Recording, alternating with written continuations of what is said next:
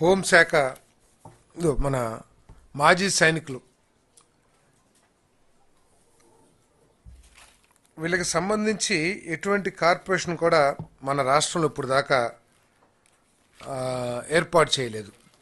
కేవలం 6 రాష్ట్రాల్లో మాత్రమే ఇటువంటి కార్పొరేషన్స్ని ఏర్పాటు చేయడం జరిగింది. ముఖ్యంగా మహారాష్ట్రలో ఈ కార్పొరేషన్ ద్వారా వాళ్ళందరూ కూడా బాగా లబ్ధి పొందుతున్న విషయాన్ని కూడా ఈరోజు చర్చించడం జరిగిందని చెప్పేసి నేను మనవి చేస్తాను. నేను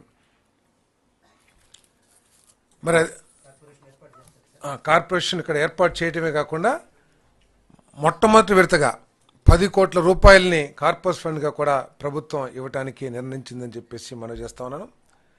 రాబోయే రోజుల్లో అవసరమైతే ఇంకా ఎక్కువగా కూడా, ఎందుకంటే ఈ ఎక్స్ సర్వీస్ మెన్స్లో ఉట్టి సెక్యూరిటీ గార్డ్సే కాదు, ఇంజనీర్స్ ఉంటారు, డాక్టర్స్ ఉంటారు, నర్సులు ఉంటారు, అన్ని రకాలకు సంబంధించిన వ్యక్తులు ఉంటారు. కాబట్టి వారి సేవల్ని మనం వినియోగించుకోవటానికి ఉపయోగంగా ఉంటుంది. ఈ కార్పొరేషన్ ద్వారా వెళ్తే ఒక వ్యవస్థ ఏర్పడుతుంది.